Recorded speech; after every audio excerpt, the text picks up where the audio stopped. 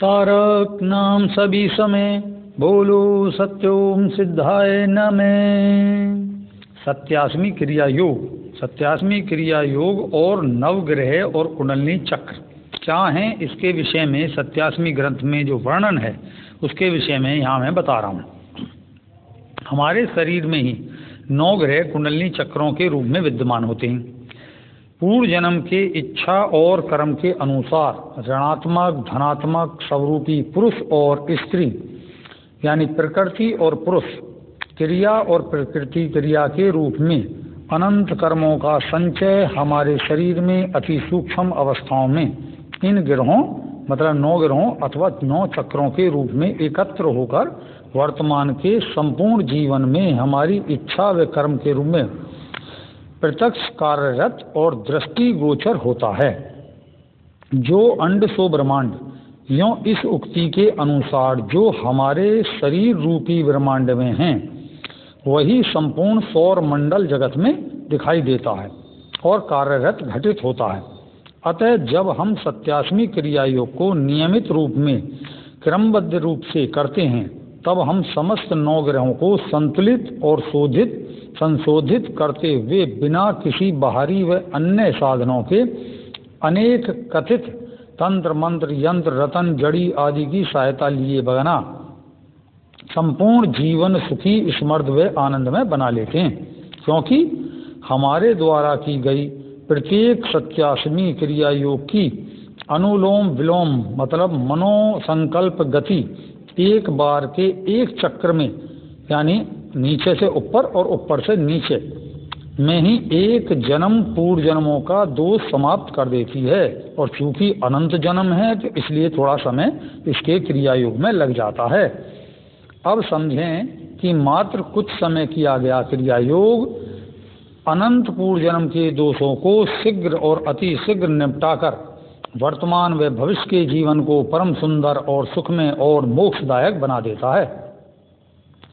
अब आओ हम इन 9 चक्रों के व्याप्त 9 ग्रहों यानी इच्छा कर्म और फल को जानें। नंबर 1 आता है केतु ग्रह और शक्ति चक्र। मतलब यहाँ पर थोड़ा सा इस तरीके से समझाया गया है। आप कहेंगे कि भाई केतु ग्रह कैसे पहले आ गया, तो चूंकि यहाँ कुंडलिनी के प्रारंभ को समझाया जा रहा है तो उसका विषय होता है मूलाधार से निचला चक्र। देखिए पुरुष में और स्त्री में भी जो अंडकोश है वहाँ से चीज़ स्टार्ट होती है, उसके बाद मूलाधार, इसलिए मूलाधार बाद में आता है। और फिर अंडकोश का जो ऊपर जाता है जो वहाँ वीर्य और रज बनता है वो स्वादिष्ठान चक्र से संबंधित होता है और फिर नीचे जाता है ये जनेंद्रिय में। इस प्रकार जो वैज्ञानिक मत है और अध्यात्म मत है दोनों इस प्रकार शक्ति चक्र को स्थान दिया गया है केतु को। तो केतु ग्रह पूर्व जन्म में किए गए आनंद इच्छा व आनंद कर्म फलस्वरूप श्राप व वरदान रूपी मोक्ष या पुनर्जन्म का पात बिंदु ग्रह है। इसका शक्ति क्षेत्र पैर के अंगूठे से लेकर मूलाधार चक्र के नीचे तक का अधिकार क्षेत्र है तथा कुंडलिनी शक्ति का या काल अग्नि का जिसे अंगूठे में वास बताया जाता है यही वास होता है। अतः इस क्षेत्र के शुद्ध हुए बिना कुंडलिनी शक्ति जागृत नहीं होती है। क्योंकि क्रिया योग में पैर के अंगूठे से संपूर्ण मतलब पैरों व नितंब तक में मन प्राण शक्ति का आरोह अवरोह करने से अति शीघ्र कुंडलिनी शक्ति जागृत होती है और पूर्व जन्म का श्राप मोक्ष के वरदान में बदलकर केतु की कृपा प्राप्त हो जाती है। यही स्थान पृथ्वी तत्व या पृथ्वी ग्रह यानी मात्र ऋण शोधन का है। इससे समस्त प्रकार के जो अस्थिरता है वो स्थिरता व आसन सिद्धि की प्राप्ति होती है। क्योंकि पैर से नितंब तक का क्षेत्र ही प्रत्यक्ष या अप्रत्यक्ष स्थूल व सूक्ष्म जगत का आधार आसन है। अतः केतु के सुदृढ़ होने से हमें भौतिक व आध्यात्मिक जगत में रुकने का आधार अर्थात आसन प्राप्त होता है। अन्यथा हम व्यर्थ आधारहीन आसन बिना व्यर्थ जीवन व्यतीत करते हैं। मात्र अपने पैरों से नितंब व मूलाधार तक की सत्यास्मी क्रिया योग को करने से पृथ्वी तत्व की उपलब्धि होती है और अपने इस आसन मतलब पैर के नितंब तक ध्यान करते रहने पर प्रेत तत्व, यानी जिसे सूक्ष्म शरीर के दर्शन कहते हैं, उसके होते हैं। मतलब अपने तो अलग है, ये अन्य जो जिन्हें सूक्ष्म शरीर बोला गया है उनके दर्शन हो जाते हैं, क्योंकि पृथ्वी तत्व के अधीन ही है सब। क्योंकि योगी को छोड़कर समस्त मनुष्य जीव प्रकृति तत्व, मतलब जो है तत्व जो है वो तम और रज के संधि काल में ही अनेक स्तर पर अपनी मृत्यु के बाद 16 दिन के अंतर्गत से आवागमन करते रहते हैं। अतः ध्यान में आप स्वयं सूक्ष्म शरीर की यात्रा कर उन सब सूक्ष्म शरीर से वार्ता या दर्शन कर सकते हैं। अतः एक विस्तारित क्रिया वैज्ञानिकपूर्ण अनुसक्त अनुसंधान है ये। अतः 87वीं क्रिया योग करें और स्वयं देखें। इसके बाद आता है शुक्र ग्रह और मूलाधार चक्र। मूलाधार चक्र से शुक्र ग्रह अपनी दो शक्तियां यानी स्त्री प्रकृति और पुरुष आत्मा के रूप में स्थित है। स्त्री में रज और पुरुष में वीर्य धातु द्रव्य के रूप में विद्यमान रहते हैं। यह शुक्र ग्रह भौतिक जगत का श्री गुरु है। आधार जैसे दो गुरु हैं, एक गुरुदेव बृहस्पति और एक शुक्रदेव। शुक्रदेव भौतिक ग्रह हैं और श्री गुरु जो हैं वो आध्यात्मिक हैं, इसलिए इन्हें भी श्री गुरु की उपाधि दी गई है भौतिक के लिए। जिसे भौतिक जगत के ऐश्वर्य ज्ञान उपलब्ध होने के कारण दैत्यों का गुरु शुक्राचार्य कहा जाता है। यदि शुक्र ग्रह दूषित है तो स्त्री व पुरुष के रज व वीर्य में दोष आने से संतानहीनता से लेकर संतान के शरीर व मस्तिष्क में अनेक दोष उत्पन्न हो जाते हैं, जिससे मनुष्य का भविष्य बल और ऐश्वर्य सब खराब रूप में प्राप्त होते हैं। और यदि शुक्र ग्रह शुभ हो तो समस्त विश्व के ऐश्वर्य व शुभ संतान की प्राप्ति और मतलब उसका स्वामी बना भौतिक जगत का गुरु पद भी प्राप्त करा देता है। अर्थात मूलाधार 4 बलों को देता है, अर्थ धर्म काम और मोक्ष। इसमें आगे पीछे किया गया है कहीं अर्थ काम धर्म मोक्ष, इसलिए जो है रूपी शक्तियों की संपूर्णता प्राप्त होती है। अतः 87वीं क्रिया योग से मन प्राण शक्ति के अनुलोम विलोम करने से शीघ्र अतिशीघ्र मूलाधार चक्र में स्थित शुक्र ग्रह संपूर्ण रूप से शोधित होकर पूर्ण जागृत होकर समस्त ऐश्वर्य प्रदान करता है। यहीं से कुंडलिनी त्रिगुण के रूप में जो कुंडलिनी है इंगला पिंगला और सुषुम्ना अर्थात रज तम और सत या तम और सत ही मुख्य होती हैं। जो रज है वो क्रिया शक्ति होने के कारण उसे ही सुषुम्ना कहा गया है। में जागृत होकर ब्रह्मनाल जो मेरुदंड के भीतर होती है उसमें अति सूक्ष्म प्राणवायु नलिका होती है, वो सहस्त्रार तक गति करती है। अतः यह स्थान सब चक्रों में सर्वाधिक महत्वपूर्ण है। तभी तो यहीं से भोग से योग या योग से भोग या भौतिक से आध्यात्मिक समाधि का सूत्र सिद्ध होता है। अतः मूलाधार चक्र का संबंध सीधे रूप से सहस्त्रार चक्र से होता है, क्योंकि सहस्त्रार में सूर्य या आत्मा का वास है और आत्मा ही सर्वत्र इच्छा और कर्म का पूर्ण प्रकट व प्रकाश यानी प्रत्यक्ष सृष्टि मूलाधार से ही होती है। तभी प्रत्यक्ष भौतिक व आध्यात्मिक स्थूल व सूक्ष्म सृष्टि या कुंडलिनी का जागरण होता है। 87वीं क्रिया योग के करने से मूलाधार से स्वयं प्राणों का आकर्षण होने के कारण स्वयं मूल बंध जो लग जाता है, जैसे पेशाब को जब हम रोकते हैं तो उस तरीके का मूलबंध कहलाता है, लगकर कुंडलिनी का उत्थान होने लगता है और ये धीरे धीरे सहस्त्रार की ओर बढ़ने से लगती है और आत्मा की प्रत्यक्ष अनुभूति प्राप्त होने लगती है। फिर आता है शनि ग्रह, जिसको स्वाधिष्ठान चक्र का वो कहा गया है स्वामी, और वैसे एक ये अर्थ है भाग्य का ग्रह। यह स्थान जो है पेड़ू के नीचे व जनेन्द्री के पीछे का काम ग्रंथि का प्रभाव क्षेत्र है। यहीं समस्त पूर्व जीवन की आनंद इच्छाएं और उनके लिए किए गए समस्त कर्मों का फल शनि ग्रह के रूप में संचित व स्थित रहता है। जब जैसा कर्म ठीक वैसी ही फल की प्राप्ति होती है, यह शनि का अर्थ होता है, धीरे धीरे चलने वाला, अर्थात धीरे धीरे कर्म फल की प्राप्ति होना।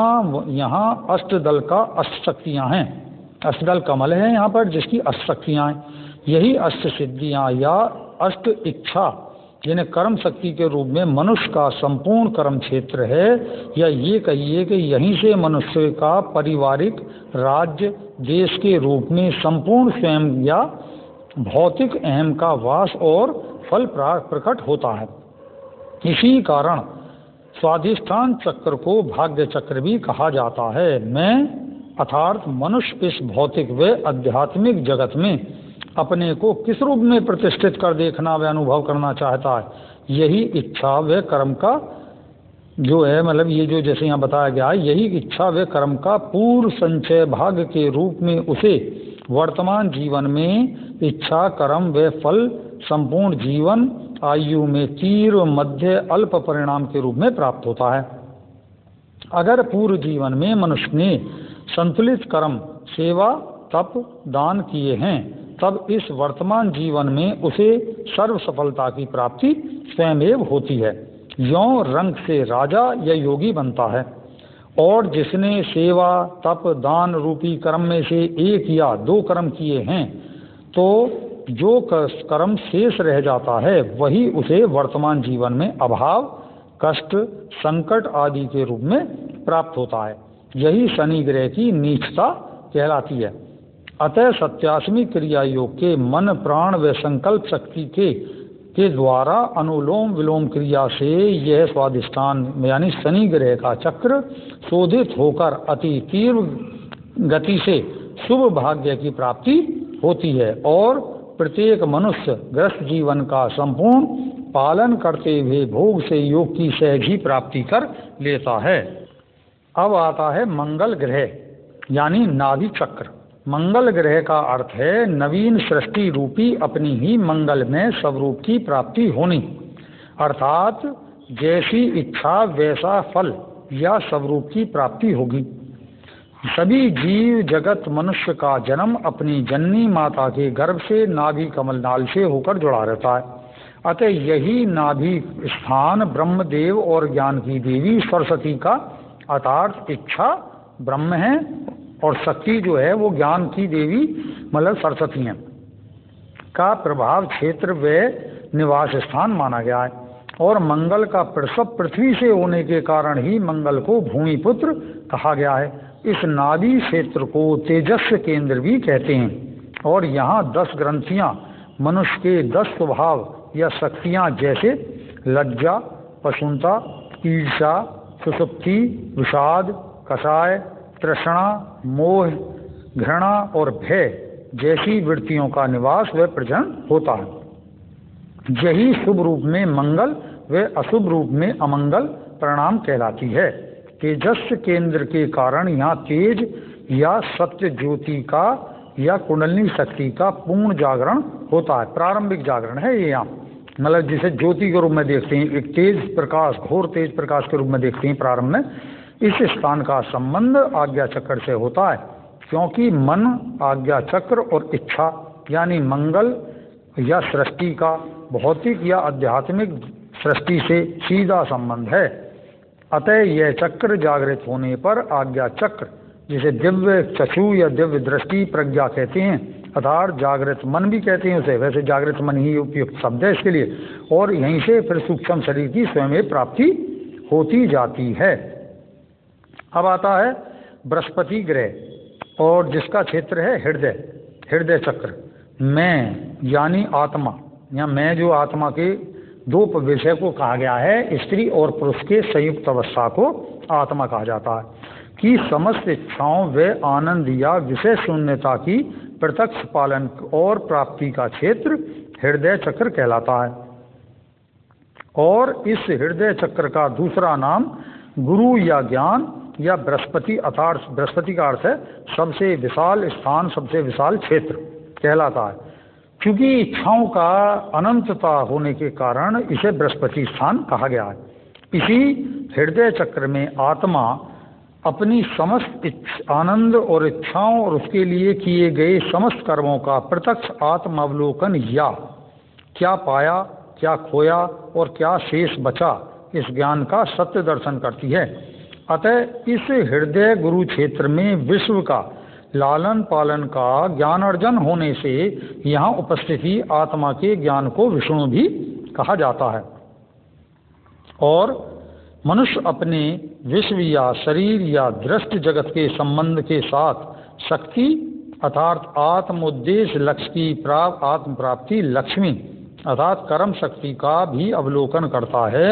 अतः यह हृदय क्षेत्र आत्मा व उसकी आत्मशक्ति विष्णु व लक्ष्मी का निवास स्थान कहा गया है। अतः यहाँ ध्यान करने से योगी अपनी आत्माओं के अनेकानेक लक्ष्य स्वरूप देव देवी का प्रत्यक्ष दर्शन कर पाते हैं, जो कि मनुष्य की इच्छा और कर्म का प्रतीक मात्र है। इसे प्रतीक मात्र दर्शन माने। इसमें अनगनत और भी देवी देवताओं के स्वरूप जो जिस जाति में और जिस उसमें मंत्र का जाप करता उसी का इष्ट देव हृदय में दर्शन होते हैं। अतः यह सत्य होते हुए भी आत्मा का भ्रम रूप यानी ज्ञान दर्शन कहलाता है, मंत्र दर्शन भी कहलाता है। अगर मंत्र जाप कर रहे हैं तो हृदय में उस मंत्र का दर्शन होता है तो उसे मंत्र दर्शन भी कहते हैं। ज्ञान दर्शन होने से या मंत्र दर्शन होने से मनुष्य को जो है गुरु पद स्थान भी प्राप्त होता है, इसलिए उसे गुरु भी कहा जाता है। इस हृदय क्षेत्र का सीधा संबंध नाक के पीछे और मुंह के अंदर मध्य भाग में ऊपर तालु में जो गुरु चक्र से और जीवा के अग्रभाग से भी है। मतलब जिह्वा को जो उठाकर तालु में लगाते हैं वहाँ पर जो एक चक्र है जिसको बोले तालव्य क्षेत्र, उसका संबंध होता है। अतः योगी इसी कारण अपनी जीव के अग्रभाग को उठाकर अपने तालु चक्र से लगाकर प्रत्यक्ष शिवलिंग का निर्माण करते हैं। यही खेचरी मुद्रा है जो अत्यंत रहस्यमयी और परम विशिष्ट है। यही मुद्रा का जीवंत प्रदर्शन हिमालय पर बर्फ का शिवलिंग एक अमरनाथ गुफा में प्रत्यक्ष गर्मियों में शिवलिंग के रूप में निर्मित होता है। अतः जो अंड सो ब्रह्मांड, अतः योगी अपने मुख में ये खेचरी मुद्रा बनाकर हृदय चक्र को जागृत करते हैं। जब 87वीं क्रिया योग का मन प्राण संकल्प शक्ति का अनुलोम विलोम प्राणायाम होता है तब यह खेचरी मुद्रा स्वयं प्रकट और निर्मित हो जाती है। और यदि कोई साधक इसे अलग से करना चाहे तो करे। इस मुद्रा में सहस्त्रार से उतरती हुई मन की जो प्राण शक्ति है गुरु चक्र से वो जिह्वा में संचालित होती हुई हृदय तक आती है। अतः हृदय शांत व क्रिया विहीन या बंद हो जाता है और मनुष्य की समस्त इच्छाएं इंद्रिक स्वाद शून्य हो जाते हैं। अतः जब समस्त इच्छा व महा इच्छा शक्ति में मतलब समस्त इच्छाएं जो हैं वो जब एक महा इच्छा में परिवर्तित हो जाती हैं उसे भक्ति शास्त्र में एकमात्र ईश्वर इच्छा में ही सब इच्छाओं के विलय होने से परम इच्छा का प्रकट होना और परमानंद की प्राप्ति कहा गया है। इस अवस्था का उदय योग में आत्म साक्षात्कार में आत्मा की प्राप्ति से पूर्व महाशून्य यानी महाव्योम या परमाकाश या चिताकाश या चिदा आकाश की परावस्था कहा गया है। इसे भेद कर ही आत्मा की प्राप्ति होती है। अतः योगी कहते हैं कि हृदय गति का बंद होना परमावश्यक है, तभी सविकल्प समाधि की प्राप्ति होती है। अतः यह 87वीं क्रिया योग से स्वयं इस अभ्यास के द्वारा प्राप्त होती है। इस हृदय चक्र में 12 दल या 12 शक्तियाँ होती हैं जो इस प्रकार हैं: आशा, चिंता, चेष्टा, ममता, दंभ, चंचलता, विवेक, अहंकार, लोलुपता, कपट, वितर्क और अनुपात। अतः इन सब 12 शक्तियों का समीकरण होने पर एक नाद का अनुभव होता है या उद्भव होता है, जिसे ओंकार कहते हैं। ये ऐवाड़ी और अनहद नाद कहलाता है। वैसे यहाँ पर ईन की भी उच्चारण होता है। ये स्त्री और पुरुष के परस्पर जो इंगला पिंगला नाड़ियों का जो रमण होता है उसकी एक स्वत जो है ध्वनि है जिसको हम ओम के रूप में पाते हैं। अर्थात आत्मा की एकमात्र आनंद इच्छा और एकमात्र उपस्थिति रूपी कर्म गति ही इसे ओंकार बोलते हैं। यही ओंकार रूपी अनहद नाद आत्मा मतलब अर्थात स्त्री व पुरुष के आत्म आलिंगन का अभिसार गीत है, जिसके सुनने या उदय होने पर मैं यानी आत्मा को परमानंद समाधि की प्राप्ति होती है। अतः 87वीं क्रिया योग किए जाओ, यह अवस्था स्वयं प्राप्त हो जाएगी। अब आता है बुध ग्रह, जिसका स्थान है कंठ, जिसे विशुद्धि चक्र भी कहते हैं। विशुद्धि चक्र का स्थान है कंठ देश, देश बोला जाता है ना संस्कृत। मेरुदंड की समाप्ति के स्थान पर यह विशुद्धि चक्र है, जहाँ तार सभी चक्र की शुद्धि पूर्ण होती है। और यह स्थान आत्मा की आनंद इच्छा और आनंद कर्म को प्रत्यक्ष प्रकट या बोलने के कारण बुद्धि यानी बोध या बुध ग्रह का प्रभाव क्षेत्र भी कहते हैं। और योग विद्या में इस स्थान पर 16 दल यानी 16 कलाएं या 16 शक्तियों का वास कहा गया है, जिसे षोडश विद्या भी कहते हैं, षोडश कला। यहाँ से मन प्रत्यक्ष मनुष्य जीव जगत का स्वरूप धारण कर प्रत्यक्ष जीवन और मृत्यु अर्थात परिवर्तनशील स्वरूप धारण किए हुए है, ऐसा अनुभव होता। और समस्त आनंद इच्छा की पूर्ति हेतु समस्त कर्मेंद्रियां नाड़ी मंडल को निर्मित किए हुए हैं, अर्थात समस्त मनोवाह नाड़ियों पर मन का अधिकार है। तो ये मन के द्वारा बनी हुई नाड़ियाँ होती हैं, जिनसे समस्त मन, मनुष्य और माया एक दूसरे से संपर्कित होकर जुड़े हुए हैं और क्रियाशील हैं, एक दूसरे से कर्म चाहे जाने हो चाहे अनजाने हो। अतः मन की उच्चता व निम्नता स्थिति का कारक क्षेत्र होने से यहाँ पर जरासी सी गलती होने पर समस्त मन और मनुष्य को पूर्णतः प्रभावित करती है। बुद्धि का विकास व चरमोत्कर्ष इसी क्षेत्र में होता है और समस्त नाड़ी मंडल रोग, वाणी रोग, दोष, त्वचा और इंद्रिय जनित जितने भी रोग हैं इसी क्षेत्र के अधीन हैं, चाहे वो नपुंसकता है चाहे कोई भी चीज़ है। यहाँ अर्थात जब हम किसी प्रकार का जोड़ डालते हैं तो एक प्रकार का अवाज्ञा भी होती है, तो हमारी ये सब आज्ञा से परे हो जाता है। अतः 87 क्रिया योग के निरंतर अभ्यास से मनुष्य में 16 कलाओं का संपूर्ण विकास होकर प्रत्यक्ष व अप्रत्यक्ष भौतिक व आध्यात्मिक चरमोत्कर्ष की प्राप्ति होती है। विशेषता यहाँ कही गई है, मूलाधार से कंठ चक्र अर्थात 5 चक्र को ही पंचमुंडी आसन भी कहते हैं। ये यहाँ पे जैसे कहते हैं ना कि पंचमुंडी आसन उसने सिद्ध कर लिया योगी ने, तो ये जो 5 चक्र हैं या 5 ग्रह हैं या पंच तत्व हैं, इनको पंचमुंडी आसन भी कहा जाता है। जब ये सिद्ध हो जाते हैं या एक क्रम में आ जाते हैं तो उस साधक को पंचमुंडी आसन में स्थान मिल जाता है। एक चक्र एक मुंड कहलाता है, अर्थात ज्ञान मस्तिष्क कहलाता है। इसके जागरण से पंच तत्व का जागरण और उन पर विजय प्राप्त होती जाती है। पंच तत्व पर विजय से व्यक्ति भौतिक जगत की समस्त शक्तियों पर अधिकार हो जाता है।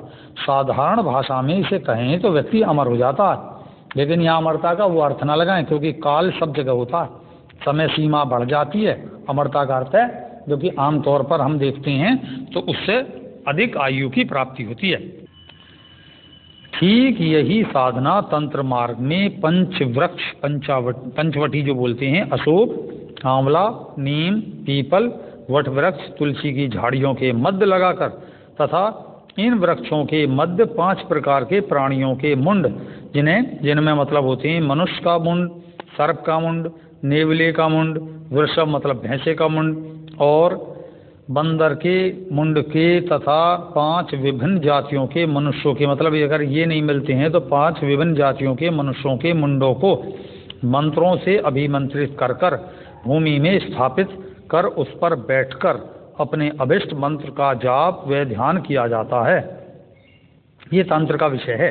ठीक इसी प्रकार पंच तत्वों या रत्नों को धारण कर उन पर ध्यान किया जाता है। ये सभी साधन प्रणाली सभी को उपलब्ध न होने से अर्थात गुरु उपलब्ध न होने के कारण मात्र क्रिया और भ्रष्टाचार में बदलकर समाज का अकल्याण ही करती रही हैं। क्योंकि ये तंत्र का विषय, तंत्र मतलब सिस्टमेटिक। अतः 87 क्रिया योग से इन सब से प्राप्त अवस्था की सहज ही प्राप्ति हो जाती है, इनकी अतिरिक्त करने की आवश्यकता नहीं पड़ती है। चंद्र ग्रह अब आता है आज्ञा चक्र, जिसे बोलते हैं मन का स्थान।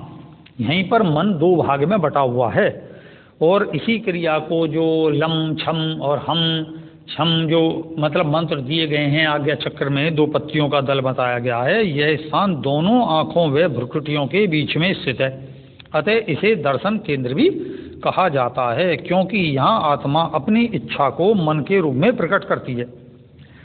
यहाँ से वह भौतिक व आध्यात्मिक स्थूल व सूक्ष्म में अपने आनंद को अपने कर्म द्वारा देखती है और अनुभव भी करती है।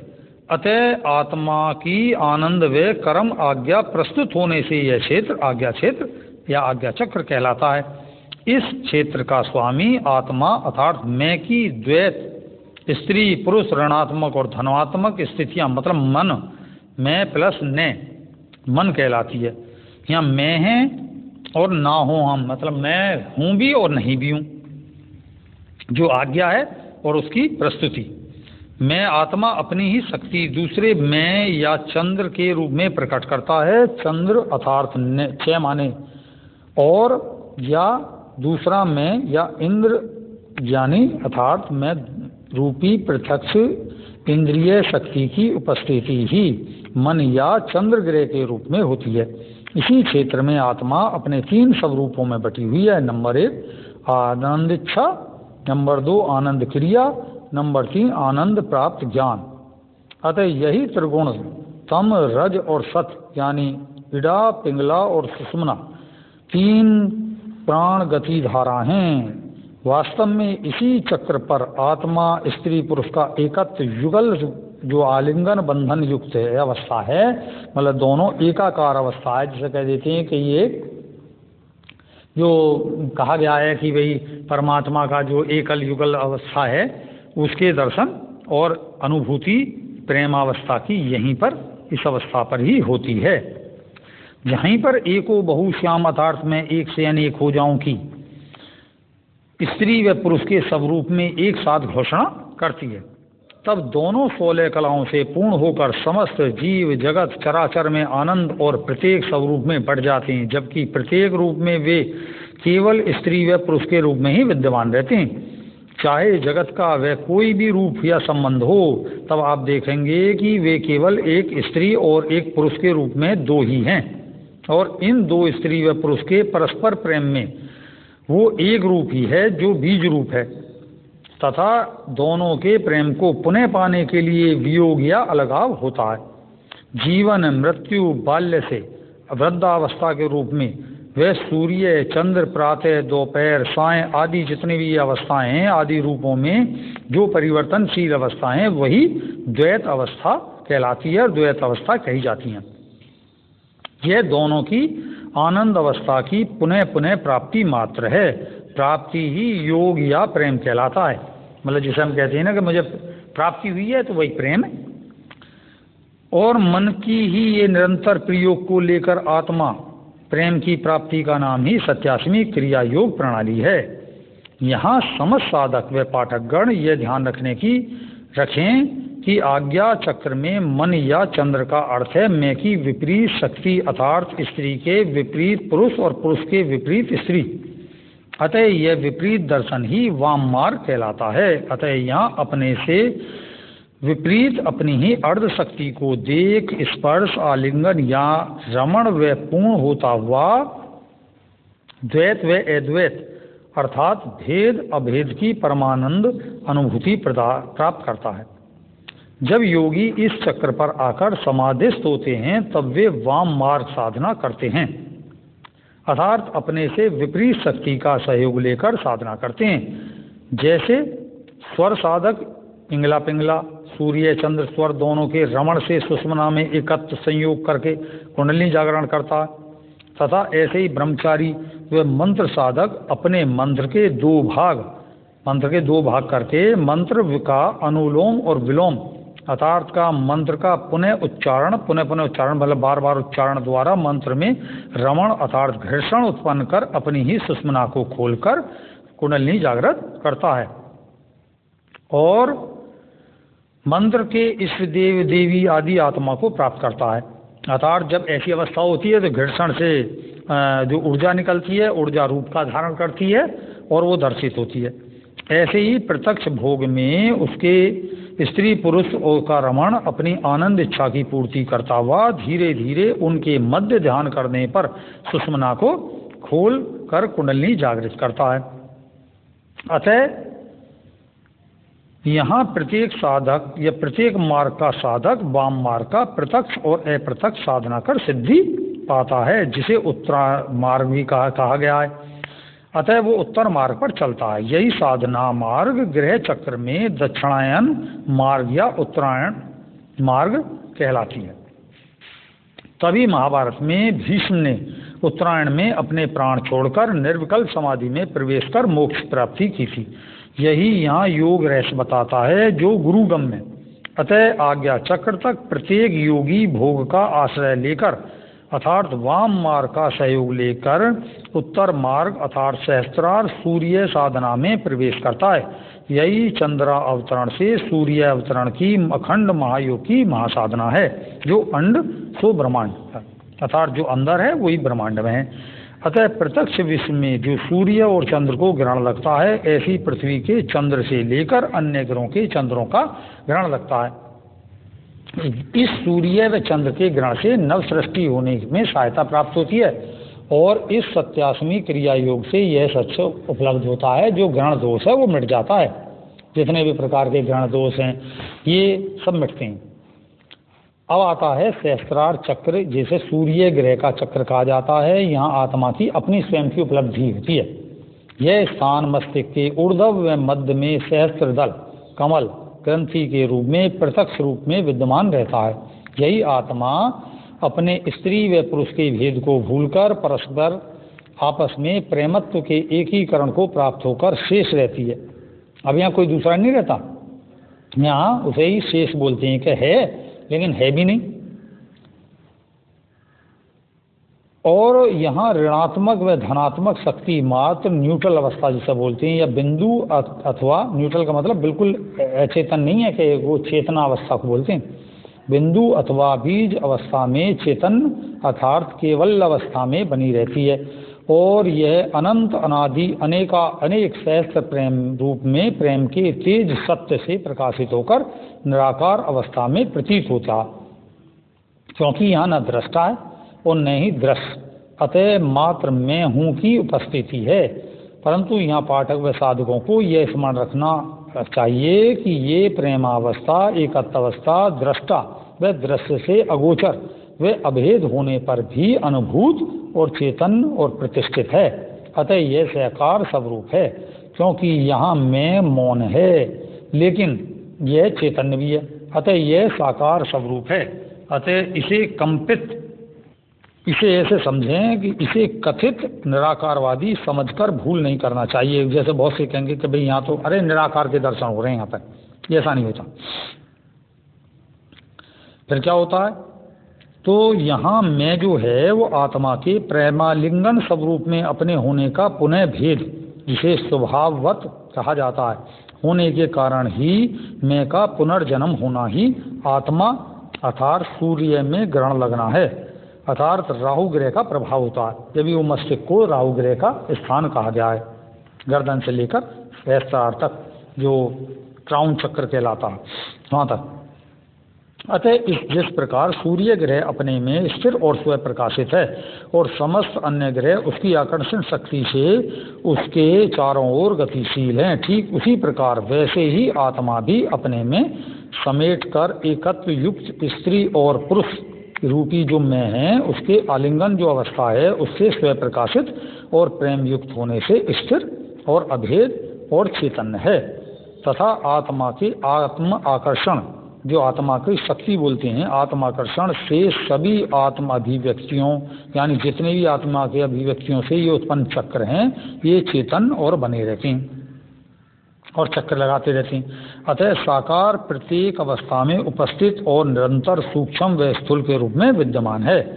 अतः आत्मा की यह सह मतलब सह माने साथ स्त्री व पुरुष का प्रेम साथ, प्रेम में स्थिति, प्रेम में अनंत बार अलगाव और व्यापकता मतलब कभी अलग हो गए और फिर जुड़ गए, इसकी व्यापकता अवस्था ही सहस्त्रों बार होने से सहस्त्रार चक्र कहलाती है या इसे सहस्त्रार कहा गया है। ये अर्थ है इसका कि कितनी बार यहाँ जन्म से जन्म लेते हैं, कितनी बार सिमट कर यहाँ वापस आ जाते हैं। तो अनंत सहस्त्रों चक्रों के चक्कर मतलब जितना जो सृष्टि का एक चक्र है उसको उसी के कारण इस चक्र को सहस्त्रार चक्र कहा गया है। रहस्य क्या है यहाँ? व्यक्ति के जो जो भोग संस्कार पूर्ण होते जाते हैं, उन भोग संस्कारों के संबंधित चक्रों से शक्ति ऊर्ध्व चक्रों में प्रवेश करती जाती है। पहली क्लास से दूसरी क्लास में पार कर गए, इस प्रकार एक चक्र से तुम दूसरे चक्र में प्रवेश कर गए। इस प्रकार के परिवर्तन से उन चक्र व संबंधित अंगों में अथवा भौतिक ऐश्वर्य से क्षीणता उत्पन्न होती जाती है। अतः व्यक्ति को उस संबंधित दुख, रोग, कष्ट प्राप्त होते हैं। वह ऊर्ध्व चक्र जो शक्ति संपन्न हो गया, मतलब नीचे वाली जो चीज़ है वो ऊपर आ गई। जैसे तुम पहली में पढ़े तो पहली का जो ज्ञान है वो तुमने समेट लिया, वो दूसरी में आ गया, लेकिन अभी दूसरी की क्लास पूरी करनी है, इसलिए दूसरे में पहुँचोगे, वहाँ का ज्ञान प्राप्त करके फिर तीसरी से पहुँचोगे। इस तरीके से पूरी पढ़ाई है, जैसे 16 तक पढ़ाई है, जो MA तक या MSc तक, और अभी आगे पढ़ाई है। इसलिए तो कहा गया है कि सहयोग साधना समाप्त नहीं होती। अतः व्यक्ति को उस संबंधित दुख, रोग, कष्ट प्राप्त होते हैं। वह ऊर्ध्व चक्र जो शक्ति संपन्न हो गया है, उसकी शक्ति व ऐश्वर्य अधिक प्राप्त होती है। अतः यह मनुष्य को अतिरिक्त सुख की प्राप्ति होती है। अतः यही जीवन का असंतुलन है जो सत्यास्मी योग को करने से संतुलित होता है। जीवन का असंतुलन क्या है कि जो हमें जो शेष रह गया वहाँ वो हमें अभाव लगता है, और जो हमें प्राप्त हो गया वो हमें चूँकि प्राप्त हो रहा है इसलिए हमें वो ज़्यादा नहीं लगता। इसलिए हम कहते हैं कि यार वो तो हमें मिला ही नहीं है इतना। इसलिए इसे विशेष रूप में कहा गया है सहस्त्रार चक्रों और आज्ञा चक्र के मध्य नाड़ी में ध्यान की अवस्था में सिद्ध पुरुषों और अवतार और मुक्ति योगियों के दर्शन होते हैं। मतलब जो सहस्त्रार से आज्ञा चक्र के बीच में एक नाड़ी है जिसे गुहा नाड़ी भी कहते हैं। इसमें जब ध्यान करते हैं, ये ध्यान स्वयं में होता है, ध्यान करने से नहीं होते। इसमें जैसे जैसे चढ़ोगे तो एकदम तो चढ़ के आज्ञा चक्र से सहस्त्रार में नहीं पहुंचेगा, तो वो मध्य नाल में वो स्थित रहता है, जैसे ब्रह्म नाल में। तो वहाँ पर स्थित होकर जब वो उस अवस्था में उसे जो उस अवस्था को प्राप्त योगी हैं, वैसे तुम ही रहे हो पूर्व जन्म में, अपनी अपनी योगिक अवस्थाओं को दर्शन होते हैं और हो रहे हैं। अतः कोई लोक नहीं है वहाँ पे, बल्कि यह अपने मतलब जो अपने आप के ध्यान के स्तर पर है, उस स्तर पर रहे योगियों की उपलब्धि की स्मृति पर संयम मात्र है। संयम किसका होता है? संयम बोलते हैं धारणा, ध्यान और समाधि। समाधि की पहली अवस्था है, पूरी समाधि नहीं, अर्थात पूरी चित्त की एकाग्रता को संयम कहते हैं। जब ये अवस्था प्राप्त हो जाती है, जिस चक्कर पर लगाओगे, ये नहीं कि अभी मैंने चक्कर पर लगाया जी मुझे कुछ उपलब्ध नहीं हो रहा, अभी तुम्हें जिसमें तुम्हारी हृदय की धड़कन बंद हो जाएगी जब कहीं ये अवस्थाएं की संयम अवस्था प्राप्त होती है। क्योंकि कोई भी ऐसा सिद्ध पुरुष अथवा योगी अपनी किसी न किसी इच्छा की वृत्ति हेतु नया जन्म लेता है। उसकी जो पीछे शेष रह गई कि मैं इस नियम को नहीं फैला पाया, इस तरीके से मैं नहीं कर पाया, इस तरीके से मैं अपने शिष्य को नहीं समझा पाया, तो वो पुनः जन्म लेता है। यही वृत्ति होती है उसका लोक कल्याण हेतु, इसलिए उसका जन्म उसके अधीन होता है। क्योंकि सब प्रकार की योगिक अवस्थाएं इस स्थूल जो शरीर है इससे ही प्राप्त होती हैं, अतः इसे जन्म लेना पड़ता है इस स्थूल शरीर में। यों उपरोक्त मुक्त पुरुषों के दर्शन मात्र या उस स्तर पर छोड़ी गई अपनी पूर्व वर्तमान उपस्थितियां होती हैं, जिसे हम उस अवस्था में जाकर देख पाते हैं। ठीक उसी प्रकार का ज्ञान नवमुंडी आसन के विषय में जो पीछे कहा गया है, वो सत्यास्मी क्रिया से 9 चक्रों को क्रमवत अजागृत कर लेते हैं, तब इस नवमुंडी आसन साधना की सिद्धि को प्राप्त कर लेते हैं, जो तंत्र में नवमुंडी की रहस्यमयी साधना कहकर उल्लेखित की गई है। यों यहाँ सत्यास्मी क्रिया योग जो प्रकट किया गया है अनुलोम विलोम द्वारा, उसके द्वारा ये सब उपलब्ध होता है। ठीक यही शव साधना के विषय में के शव साधना क्या है? शव मतलब जब तक हम अपने ज्ञान को नहीं जानते तो हमारा शरीर मृत प्राय है, अपने चक्रों के विषय में नहीं जानते तो हमारा शरीर मृत प्राय चक्र विहीन है। इसलिए अपने शरीर जो है, जो शव और ज्ञान रूपी है, इसके ऊपर बैठकर अर्थात इसे साध कर अपने को स्थिर कर कर अर्थात इसे आसन बनाकर जो अपने मन संकल्प रूपी ज्ञान है उस शक्ति का उपयोग कर अपने अंदर की कुंडलिनी जो शक्ति है इसको जागृत करना, अर्थात अग्नि को जलाकर या जागृत कर, जैसे कहते हैं ना कि योगी शवासन अग्नि के ऊपर बैठकर जो शवासन है वहाँ जलाएंगे, ज्योति जलाएंगे, वो ज्ञान ज्योतियों के लिए कहा गया है।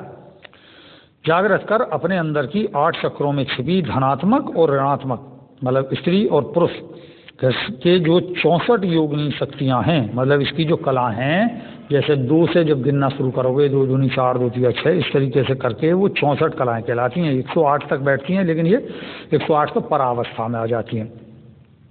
तो उसकी जो 64 कलाएँ हैं वही जो है उनके और वर्णाक्षर मिलाकर 52 वर्णाक्षर भैरी रूपी भैरव शक्तियाँ हैं। इनको ही जो 64 योगिनी कहा गया और 52 भैरव कहा गया। अक्षरों को, जो मंत्र के जो भी आप मंत्र जपते हो उसकी वर्णाक्षर अपने में इन्हीं अवस्थाओं को प्राप्त होते हैं, 64 कलाओं को और 52 वर्णाक्षरों को। इसलिए ये और सिमट कर ही फिर ये 9 बन जाती हैं, क्योंकि 9 के बाद में कोई संख्या नहीं होती है, फिर तो उनका समीकरण है 1 और 0 मिलाकर 10। अतः जो 9 चक्रिया ग्रहों की शक्तियों को शरीर के 12 भागों में गुणात्मक वर्णन कर जागरण कर एक चित्रण भी यही साधना रूपी दिखाया गया। यही शिव के ऊपर खड़ी काली का चित्रण भी है, जो साधना रूपी अर्थ देता है। अतः फिजूल अज्ञान विशेष में ना पढ़कर सत्य ज्ञान को पकड़कर उसे जानकर सत्यास्मी क्रिया योग करें तो समस्त योगों की प्राप्ति सहज हो जाती है। राहु ग्रह और सहस्त्रार चक्र, राहु ग्रह कैसे काम करता है इस सहस्त्रार चक्र पर? ये अंदर नहीं है, यह चक्र कोई नया चक्र नहीं है, बल्कि यह सूर्य ग्रह व मतलब अर्थात सहस्त्रार चक्र के कुछ नीचे स्थित पात बिंदु कहलाता है। अर्थात मैं आत्मा की पुनर्आत्मानंद इच्छा का पुनर्जागरण पुनर्अवतरण होने की अवस्था में उदय है। अथवा यहाँ ये कह सकते हैं कि सहस्त्रार के मध्य एदरस रूप में विद्यमान है। अतः आत्मानंद के योग वियोग के मध्य बिंदु जो है वो अवतरण नाम ही राहु ग्रह है। राहु का अर्थ हुआ मैं की आत्मरमण की स्थिति के मध्य, मैं आत्मा हूँ की उपस्थिति। राहु प्रेम का पुनः जन्म या अवतरण का प्रतीक यानी पात बिंदु क्षेत्र है, एक माना गया बिंदु क्षेत्र होता है। ये है लेकिन दिखाई नहीं देता।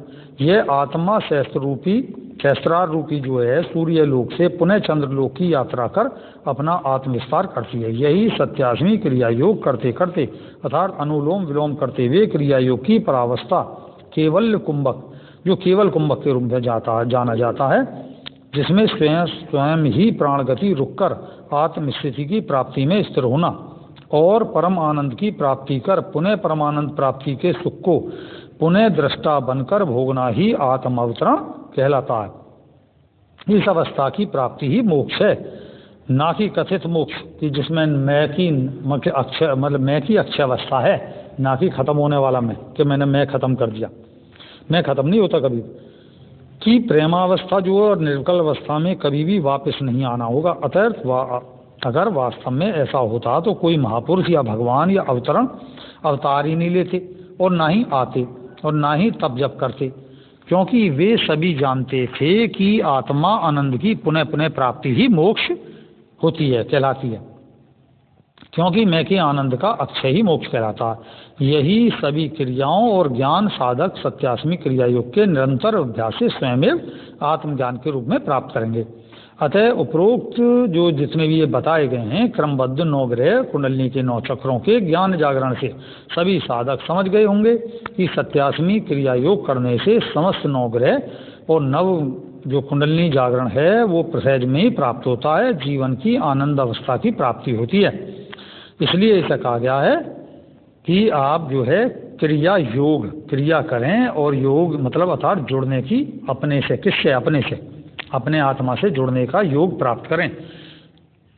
अब इस योग के 3 सोपान हैं, जो कि मैं एक तरह से मतलब जो मैं इस बात को दोबारा से बता रहा हूँ। नंबर 1, संपूर्ण शरीर में सिर और सहस्त्रार चक्र से पैर के तलवे और अंगूठों तक अपने मन के साथ, इसमें मन का विषय है, आंख बंद करके अपने मन की जो शक्ति है उससे देखा जाता है। दृष्टा भाव से अनुलोम विलोम गति करना। इस प्रथम क्रिया को करने से आप अंतर्मुखी होकर समस्त 9 ग्रह व 9 चक्रों में व्याप्त ऋणात्मक स्त्री व धनात्मक पुरुष शक्ति के अनंत कर्म स्वरूपों की पृथक शुभ परिणाम अपनी अधिक शीघ्रता से प्राप्त करेंगे, जितना कि अन्य साधनाओं से प्राप्त नहीं किया होगा, क्योंकि ये एक सीधा विज्ञान है।